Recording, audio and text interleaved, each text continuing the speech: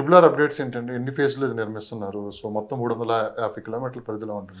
Total triple R చుట్టుపక్కల invest చేయొచ్చా? అంటే ఒకప్పుడు మనం ఓఆర్ఆర్ చుట్టూ ఇన్వెస్ట్ చేస్తుంటే అందరు నవ్వాం. ఆ ఎక్స్పీరియన్స్ అనేది ఇప్పుడు అందరికీ ఉంది కాబట్టి చాలా మంది ముందు చూపుతోటి ఇప్పుడు ట్రిపుల్ ఆర్ చుట్టూ ఇన్వెస్ట్ చేయడానికి ఇష్టపడుతున్నారు.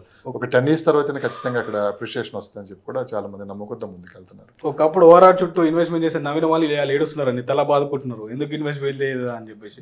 ఇప్పుడు ట్రిపుల్ ఆర్ అనేది సేమ్ మంచి ఆపర్చునిటీ అండి. ఇది మిస్ అయిందంటే బహుశా మళ్ళీ ఇంకా ట్రిపుల్ ఆర్ వస్తుందో రాదో తెలియదు. బట్ ఇప్పుడున్న అవకాశం ఇన్వెస్ట్మెంట్ ఎక్కడైనా సరే ట్రిపుల్ ఆర్ చుట్టుపక్కల ఎక్కడ ఉన్నా సరే మీ దగ్గర ఎంత ఇన్వెస్ట్మెంట్ ఉందో ఎంత ల్యాండ్ ఎక్స్టెంట్ వస్తుందో అంతవరకు తీసుకోండి, పర్లేదు.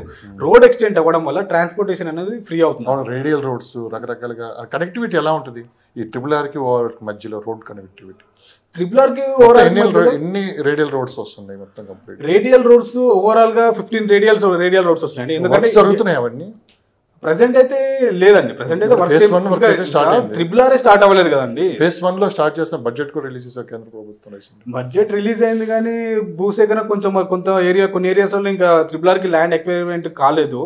ఇప్పుడు ఇది నెక్స్ట్ 2026 ఏప్రిల్ లో స్టార్ట్ అవ్వబోతుంది ఇన్సైడ్ ఇన్ఫర్మేషన్. 100% ట్రిపుల్ ఆర్ అయితే కన్ఫామ్ గా వచ్చి తీరుతుంది. డెఫినెట్ గా 100% ట్రిపుల్ ఆర్ అయితే 100% ఇది యూస్ఫుల్, ఇది హెల్ప్ఫుల్ మన స్టేట్ కి. అండ్ ఇంకోటి మన హైదరాబాద్ అనేది సెకండ్ క్యాపిటల్ అవ్వబోతుంది కదా ఇండియాకి.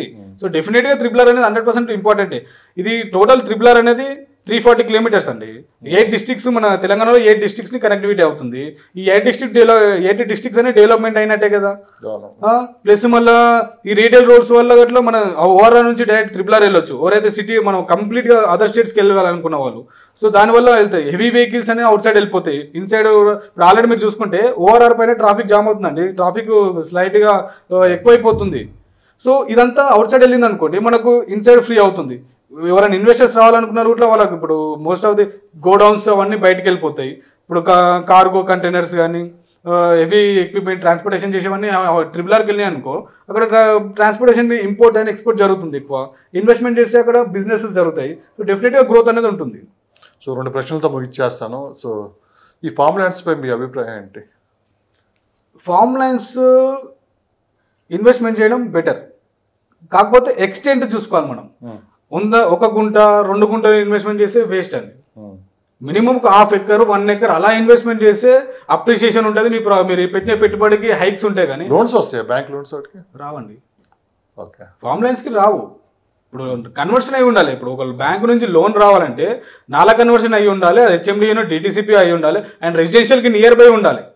న్యూ వెంచర్స్కి వస్తుంది తప్ప లోను. రీసేల్ టైంలో హెచ్ఎండిఏ వెంచర్స్లలో కూడా ఇవ్వరు. రెసిడెన్షియల్ నియర్ బై ఉంటేనే ఇస్తారు లోన్స్. ఇప్పుడున్న పొజిషన్లో ఒక ఇల్లు కొనుక్కోవడం బెస్టా, ఓపెన్ ప్లాట్ తీసుకోవడం బెస్టా, లేదా ఫామ్ ల్యాండ్ కొనుక్కోవడం బెస్ట్ అంటే మీరు ఏం చెప్తారు? ఇప్పుడు బడ్జెట్ అండి, బడ్జెట్ చూసుకోవాలి, రిక్వైర్మెంట్ చూసుకోవాలి. ఇప్పుడు అంతే, ఇప్పుడు మనకు ఇల్లు కొనుక్కోవాలా ప్లాట్ కొనుక్కోవాలంటే ఇప్పుడు నీకు హైదరాబాద్ సిటీలో నీకు ఇల్లు లేదనుకోండి, రెంటల్ కట్టుకునే స్తోమత, నీకు మంచి శాలరీ ఉంది, రెంట్ కట్టుకున్నా నాకు ఏం టెన్షన్ లేదు, ఈఎంఐలు ఉన్నా నాకు ఏం టెన్షన్ లేదంటే రెంట్ కట్టుకుంటూ ఒక ప్లాట్ పైన ఇన్వెస్ట్మెంట్ చేయి. లేదు నాకు ఇమీడియట్గా రెంట్ కట్టుకోలేకపోతున్నా, నా దగ్గర సేవింగ్స్ ఉన్నాయి, నేను ప్లాట్ కొంటే మళ్ళీ ఇల్లు కొంటానో కొనదో తెలియదు, కట్టగలుగుతానో లేదో తెలియదు అన్నప్పుడు ఇల్లు కొనుక్కో. ఇల్లు కొనుక్కున్న తర్వాత సేవింగ్స్ తోటి మళ్ళీ ఈఎంఐలో ప్లాట్ కొనుక్కో. ఒకవేళ నువ్వు ఈఎంఐ కరెక్ట్ కట్టుకుంటే వెళ్ళావు అనుకో, ప్లాట్ ఇలా పడుతుంది. ఒకవేళ నువ్వు ఈఎంఐ కరెక్ట్గా కట్టలేకపోయావు అనుకో, ప్లాట్ అమ్మితే మళ్ళీ లోన్ అమౌంట్ వస్తుంది, రిటర్న్ చేసుకోవచ్చు మనకు. సో ఎన్ఆర్ఐ మార్కెట్ ప్రజెంట్ ఎలా ఉంది అంటే, ఇప్పుడు ట్రంప్ తీసుకుంటున్న నిర్ణయాలు చాలా మంది జాబులు పోయి మళ్ళీ వెనక్కి వస్తున్నారు. ఇది రియల్ ఎస్టేట్ రంగంపై ఎంతవరకు పడే అవకాశం ఉంది? అసలు లాస్ట్ ఇయర్ ఎన్ఆర్ఐ మార్కెట్ ఎంత ఉంది? సో లాస్ట్ ఇయర్ ఓవరాల్గా అంటే ఇన్వెస్ట్మెంట్స్ కానీ కంపెనీలలో ఇన్వెస్ట్మెంట్ చేసిన వాళ్ళు కానీ రీటైల్ మార్కెట్ చేయడం కానీ మోర్ దాన్ 2 lakhs CR పైనే ఉందండి. ఇంకెక్కువనే ఉంది. నేను approximately more than 2 lakhs CR అంటే ఇంకెక్కువనే ఉంది. అంటే ఇన్వెస్ట్మెంట్ ఒక్కొక్క ప్రాజెక్ట్లో ఇన్వెస్ట్మెంట్ చేసిన 10,000 CR పడుతుందండి ఒక్కొక్క కొన్ని పర్సన్స్ ఉన్నారు.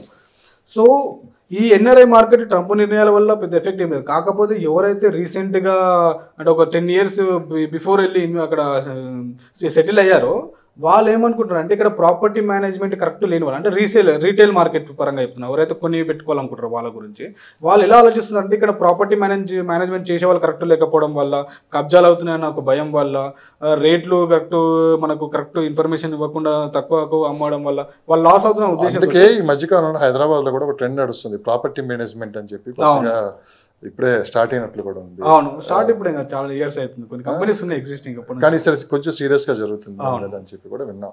ఉన్నాయి అప్పుడు కొంతమంది తెలిసిన వాళ్ళు గ్రూప్ గా ఉండి చేసుకునే వాళ్ళు. ఇప్పుడు అలా కాదు, టోటల్ నువ్వు ఎక్కడ కూర్చున్నా కానీ ఆ ప్రాపర్టీ మేనేజ్మెంట్ వాళ్ళు బాధ్యత తీసుకుంటారు. అది ఎంతవరకు సేఫ్ అంటారు మీరు? అది సేఫ్ అనుకోవచ్చు, చార్జెస్ పే చేయాలి వాళ్ళకి మనం. అవును, వాళ్ళు సర్టెన్ చార్జెస్ తీసుకుంటారు. సేఫ్ అంటే సేఫే అండి, ఎందుకంటే కబ్జా ప్రాబ్లం ఉండదు. కబ్జాలో ఎవరు మనకు ఆక్యుపై పొజిషన్ లోకి రాకుండా అలా అని చెప్పి మొదటికే మోసం రాదు కదా.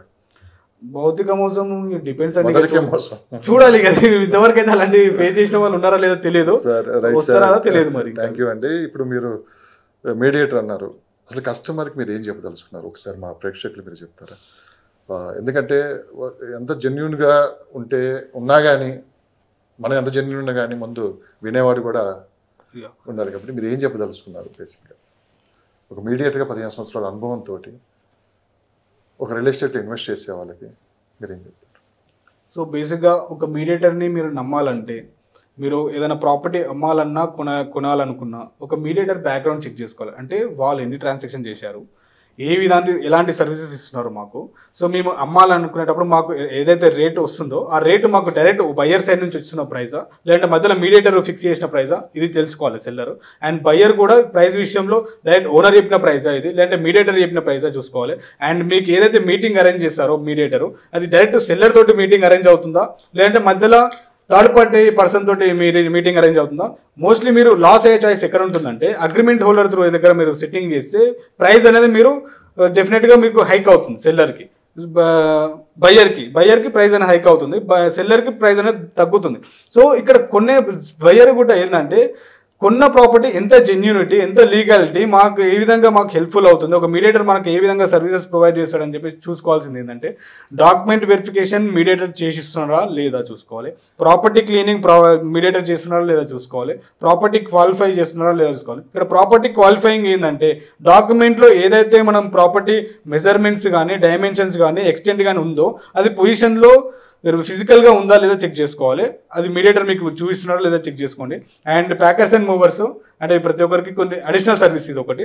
అండ్ ఇన్వెస్ట్మెంట్ సెక్యూరిటీ సర్టిఫికేట్ అనేది మోస్ట్ ఇంపార్టెంట్ అండి. ఈ డాక్యుమెంట్ వెరిఫికేషన్, డ్రాఫ్టింగ్ ఇవన్నీ చేయకుండా ఇన్వెస్ట్మెంట్ సెక్యూరిటీ సర్టిఫికేట్ ఇవ్వాల్సి ఉంటుంది. ఆ ఇన్వెస్ట్మెంట్ సెక్యూరిటీ సర్టిఫికేట్ ఎవరైతే ఇస్తారో వాళ్ళ దగ్గర పర్చేజ్ చేయండి. నోటి మాట పరంగా నేను మీకు గ్యారంటీ ఇస్తా, మీరు కొనండి, నన్ను నమ్మి కొనండి, మీరు కొన్న తర్వాత ఏదైనా నేను బాధ్యత ఇస్తా, మాట పరంగా చెప్పిన వాళ్ళని ఎవరైనా నమ్మొద్దు. డాక్యుమెంట్ ఒక 100 రూపాయల బాండ్ పేపర్ మీద ఎవరైతే అష్యూరెన్స్ ఇస్తారో వాళ్ళని మాత్రం నమ్మండి. వాళ్ళ దగ్గర మీరు ప్రాపర్టీ కొనండి, వాళ్ళ దగ్గర అమ్మండి. ఇన్ కేస్ వాళ్ళు మీకు డాక్యుమెంట్ పరంగా కూడా వాళ్ళు మీకు ఏమీ మీకు హెల్ప్ఫుల్ చేయకపోతే, మీ ప్రాపర్టీ ఏదైనా ప్రాబ్లం వస్తే మీరు లీగల్గా యాక్షన్ తీసుకోవడానికి రైట్ ఉంటుంది, చాయిస్ ఉంటుంది. మీరు ఎలాంటి ఫిజికల్ డాక్యుమెంట్ త్రూలో మీకు అష్యూరెన్స్ ఇవ్వకుంటే మీరు ఏమీ చేయలేరు. సో మీకు అలాంటి ఈ సర్వీస్ ఇచ్చే వాళ్ళ మేము ఉన్నామండి, మీరు మమ్మల్ని కాంటాక్ట్ అవ్వండి. మేము ఏదున్నా డాక్యుమెంట్ పరంగా అష్యూరెన్స్ ఇస్తాము, డాక్యుమెంట్ పరంగా సర్వీసెస్ ఇస్తాము. అండ్ మేము ఏదైతే సర్వీసెస్ చెప్పామో అది 100% మేము ఫుల్ఫిల్ చేస్తాము. మీ నెంబర్ అని చెప్తారా? యా, సో మీరు మమ్మల్ని కాంటాక్ట్ అవ్వాలనుకుంటే 9000774529 ఈ నెంబర్ కాంటాక్ట్ అవ్వండి. మేము మీకు ఎలాంటి సర్వీసెస్ కావాలన్నా రియల్ ఎస్టేట్ రంగంలో సెల్లింగ్ కానీ పర్చేసింగ్ కానీ మేము మీకు హెల్ప్ చేస్తామండి.